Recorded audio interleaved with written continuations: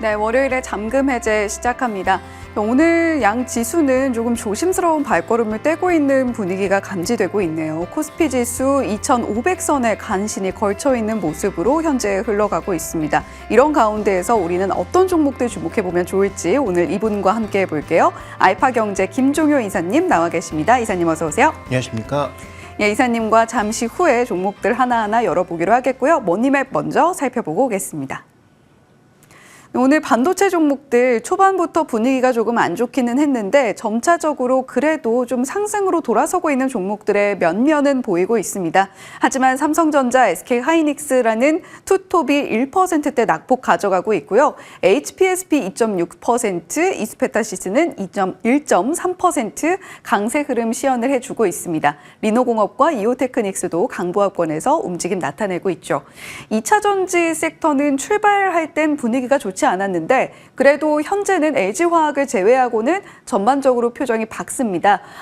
LG에너지솔루션, SK이노베이션 모두 상승으로 현재 나타나고 있고요. 소재단에서 에코프로비엠이 1%대 강세, 엔캠은 2.5%가량의 강세 시연을 해주고 있습니다.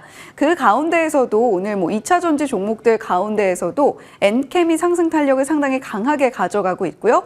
제약바이오 섹터는 삼성바이오로직스와 유한양행을 제외하고는 상승을 모두 반납하고 하락으로 흘러가고 있습니다. 자동차 섹터도 지난 금요일과는 사뭇 다른 분위기고요. 오늘은 금융주, 그리고 원전, 화장품 쪽으로 매수세가 좀 몰리고 있는데 우주항공 방산 섹터에서는 한화에어로스페이스가 3% 강세, 게임 엔터 쪽에서는 SM이 4%대 강세로 섹터 안에서는 일부 종목들 강하게 붉은빛 시연하고 있습니다.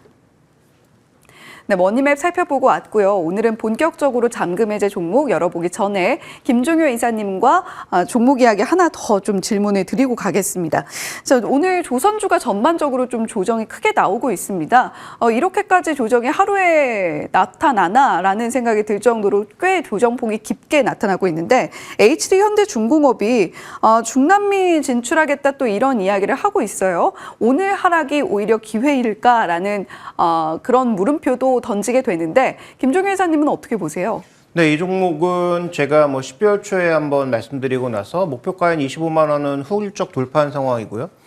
그때 한번 리뷰를 할 때도 추가적인 상승은 열려있다라고 말씀을 드렸지만 제 생각에는 25만 원 위에서 과연 공격적으로 살 수 있는 수급이 존재하고 있느냐, 기관이나 외국인들이 과연 이 가격에서 공격적으로 계속 사줄 것이냐에 대해서는 저는 조금은 의문스러운 부분이 있습니다. 그래서 신규 매수 관점은 좀 더 주가 조정이 있거나 아니면 지금의 주가 상승을 좀 더 견인해 줄 만한 강한 이슈가 있어야 된다고 판단하고 있고요. 오늘 전체적으로 하락하고 있는 이유는 두 가지 정도로 해석하고 있는데 첫 번째로는 지금 선물 시장과 마이너스 괴리가 좀 커지고 있는 상황이에요. 현선물 괴리가 좀 커지면서 프로그램 매물이 나올 수 있는 상황입니다. 그래서 오늘 인덱스 매도가 나오고 있거든요. 그러니까 이런 인덱스 매도 출회에 대한 어느 정도의 조정이라고 볼 수가 있겠고, 그러니까 수급적으로 보면 매도가 많다라기보다는 매수 공백, 아까 말씀드렸던 지금 가격에서 공격적으로 매수가 들어오는 사람들이 없다. 그래서 이런 매수 공백 상에서 매도의 증량이 나타나면 흔들릴 수밖에 없다는 게 첫 번째 이유고요. 두 번째로는 아직 추정을 해볼 수밖에 없는데 10일까지의 수출 실적이 발표됐지 않았습니까? 3% 증가를 하긴 했지만 아마도 이제 섹터별로 살펴보면 조선업종 쪽에서 약간 뭔가 둔화되는 신호가 나온 것은 아닌지 확인이 좀 필요할 것 같습니다. 예. HD현대중공업 현재도 4% 넘게 하락폭을 가져가고 있는데요. 지금 현선물 괴리가 나타나고 있다는 점, 수급적으로 매수가 강하게 나타나지 않으면서 이 매도에 대한 공백을 채워주지 못하고 있는 부분이 오늘의 좀 낙폭을 만들어주고 있는 것 같다라고 말씀을 해주셨습니다. 그리고 수출 데이터 반드시 좀 확인을 해봐야겠네요.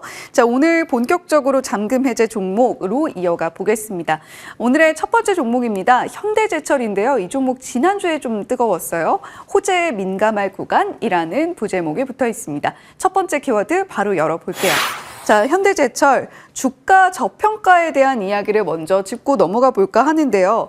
사실 지난주에 이제 미국의 제철소를 지을 수도 있다라는 이슈와 함께 급등이 나왔다가 현재 구간에서의 주가는 어느 정도 레벨인지 좀 체크를 먼저 하고 갈게요. 네, 현재 이 종목의 핵심 포인트는 왜 이렇게 저평가되었을까? 지금 이 종목의 BPS가 14만 원이 넘는데 현재 주가 수준을 보면 이래도 되나 싶을 정도로 낮은 상황이잖아요. 그러니까 도대체 이 전평가의 원인은 무엇인가를 한번 살펴볼 필요가 있겠는데 준비된 그림에서 보시는 것처럼 ASP는 개별 단가는 계속 떨어지고 그러니까 이익은 계속 떨어지고 그다음에 전체적인 매출이 정체로 들어가는 2022년을 정점으로 해서 정체에 들어가는 모습을 보여주면서 그렇지 않아도 마진율이 그렇게 좋은 종목은 아닌데 ASP가 떨어지다 보니까 적자로 전환되거나 이익 폭이 급감하는 양상을 보여주고 있는 것이 지금 실적 하락의 원인이고요.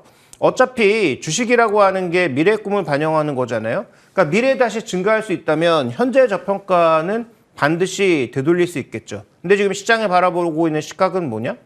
미래에도 별로 그렇게 개선될 만한 요인이 없을 것 같은데? 라고 하는 게 가장 근본적인 원인인 거죠.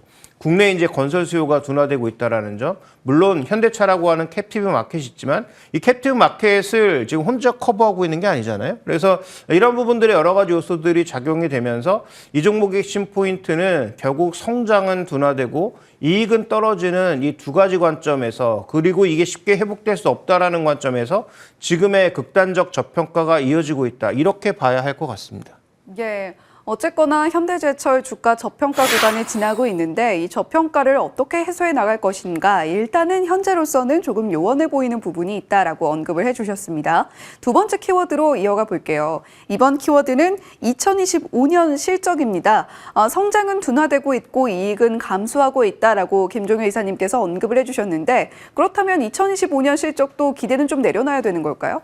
네, 실적이 급격하게 좋아질 가능성은 낮은데 다만 이 종목을 11월 30일에도 말씀을 드릴 때 어떤 말씀을 드렸냐면 어느 정도 하방 경직성은 좀 생기고 있다라는 말씀을 드렸고 그다음에 여러 가지 다 안 좋은 재료들만 있지만 최근 들어서 굳이 이제 긍정적인 재료를 찾아보자면 중국의 이제 부양책 얘기가 나오기 시작하면서 중국의 철강 유통 가격들이 어느 정도 바닥을 조금 형성한 듯한 물론 여기서 다시 급격한 V자형 반등은 쉽지 않다라고 보는데 최근 들어서 구리 쪽 시황도 중국 쪽에서 약간 반전 신호들이 나오고 있는 상황이고요.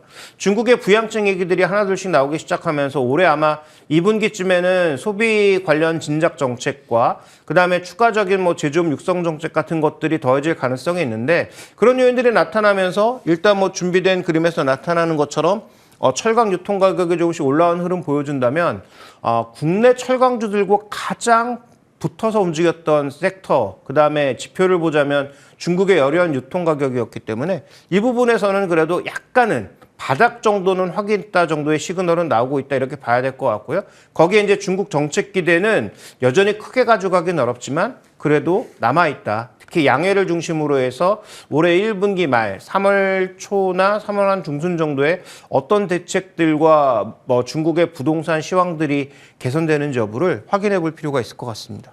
예. 현대제철도 그렇고 좀 철강 시황이 좋지 않음에 따라서 감산을 한다라는 이야기도 들려오고 있는데요. 여러 가지 이유로 인해서 철강 가격이 많이 떨어져 있습니다. 수익성을 챙기기 위한 조치로 풀이가 되고 있는 가운데 2025년 실적도 우리가 큰 기대를 갖기보다는 이제 점차적으로 바닥을 다져가고 있다는 관점으로 지켜볼 필요가 있다라고 말씀해 주셨습니다. 자, 세 번째 키워드입니다.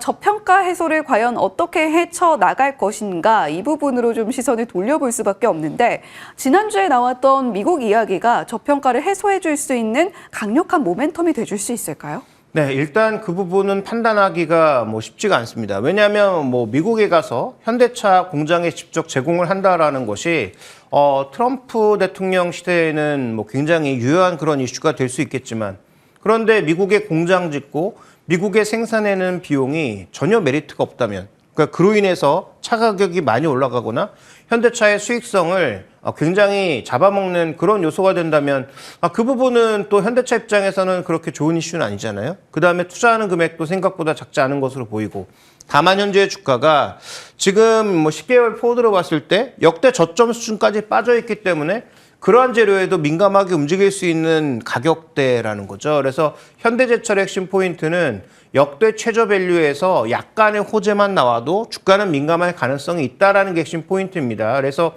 아까 말씀드렸던 그 미국의 공장 짓는 것 아직 확정되지 않았죠. 확정된다고 하더라도 이게 호재인지 악재인지 판단하기가 정말 어렵습니다. 그래서 이 부분을 놓고 봤을 때 호재 악재인지 판단하기 어려우나 현재 역대급 저점 밸류에 빠져있는 이 종목의 핵심 포인트는 약간의 호재만 나와줘도 주가의 반등 가능성이 높아지고 있다는 게 핵심 포인트고요. 그래서 아까 말씀드렸던 중국발 이슈든 아니면 뭐 미국발 이슈든 이 종목의 이 낮아진 주가를 반응시킬 수 있는 그런 재료들이 나와주는 게 아마도 반등의 트리거가 될 것으로 보여서 그 부분에 기대감을 놓고 봤을 때 한 PB 0.2배 정도 생각해보면 한 28,000원 정도 생각해볼 수 있는데 그거보단 조금 높은 가격인 한 3만 원 정도를 목표가로 두고 저는 뭐 지금부터는 하방 경직은 확인되지 않았느냐라는 측면에서 일단 접근을 해야 될 것 같고요. 반등의 폭은 제한적이다. 이렇게 말씀을 드리겠습니다.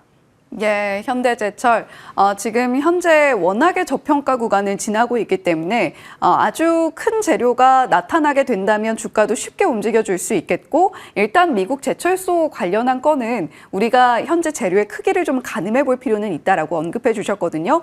28,000원에서 3만 원 사이의 목표가가 적절해 보인다라고 말씀해 주셨습니다. 자, 첫 번째 종목은 현대제철 이야기 나눠봤고요. 두 번째 잠금 해제 종목으로 이어가 보겠습니다.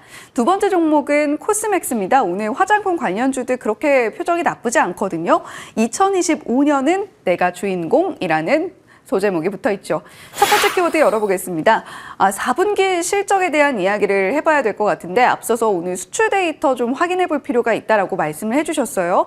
화장품 관련주들 특히 코스맥스 같은 경우는 뭐 지금 중국에 대한 기대감도 다시 좀 끌어올려지고 있는 것 같고 4분기 실적 어떻게 나올까요? 네, 일단 뭐 시장에서는 4분기 실적 괜찮다라고 보고 있는 것 같습니다. 일단 이 회사는 우리나라 1위 ODM 업체로서 뭐 우리나라 매출 당연히 있고 미국, 중국, 동남아 이런 쪽에 매출이 있다라고 봐야 되는데 자, 이 종목은 작년 상반기에는 누가 주인공이었습니까? 실리콘2가 주인공이었죠. 예. 하반기에는 뭐 그나마 주인공을 따져보자면 다 뭐 비슷했지만 그래도 한국콜마 정도가 주인공이라고 봐야 될 텐데 왜 업계 1위가 아닌 업계 2위가 주인공이 됐느냐? 그것은 한국콜마는 실적을 선방한 반면 중국에서 예상외 적자를 보였던 코스맥스가 급락했기 때문이죠. 그러면 코스맥스는 ODM 쪽의 회복이 중국 쪽에서만 나타나는 것으로 봐도 어느 정도 회복할 가능성이 있는데 4분기에 지금 살펴보시면 매출은 별 변화가 없지만 아마 환율이나 여러 가지 이유가 더 겹쳤을 것으로 보이는데요. 중국, 미국, 그다음에 동남아는 좀 떨어지고 국내에서 올라오는 부분이 나타나면서 전체적으로 이게 증가폭이 크게 나타날 것으로 현재 예상되고 있습니다. YY로 그렇다는 거예요. 작년 4분기에 대비해서 그렇고 그다음에 뭐 QOQ로 봤을 때도 나쁘지 않은 실적을 발표할 것으로 보이므로 현재 오늘 나타나는 주가 상승의 근거는 이러한 리포트들을 기반으로 주가가 좀 올라가고 있는 것이다. 이렇게 봐야 될 것 같습니다. 예, 4분기 실적 결국에는 이익을 어떻게 관리하는가일 텐데 지난 3분기에는 중국에서의 실적이 별로 좋지 않게 나타났던 반면에 4분기에는 전반적으로 견조한 실적을 보일 것으로 예상이 된다라고 말씀해 주셨습니다. 오늘도 주가가 5%가량 오름세 나타내고 있네요. 두 번째 키워드입니다.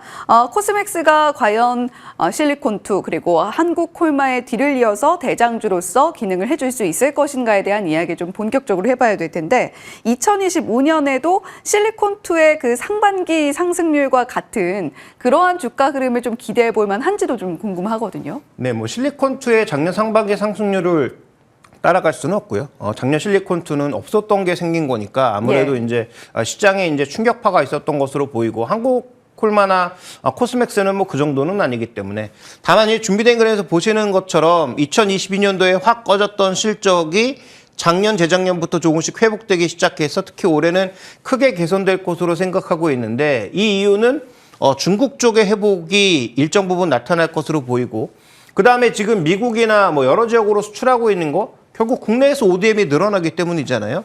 그러니까 핵심은 국내에서의 매출이 증가하라는 거죠. 물론 2021년도에 저 높았던 이익의 거의 대부분은 중국에서 나왔다라고 봐야 되는데 중국 쪽에서는 여전히 크게 늘어나지 않지만 그래도 회복세로 돌아선다라는 것.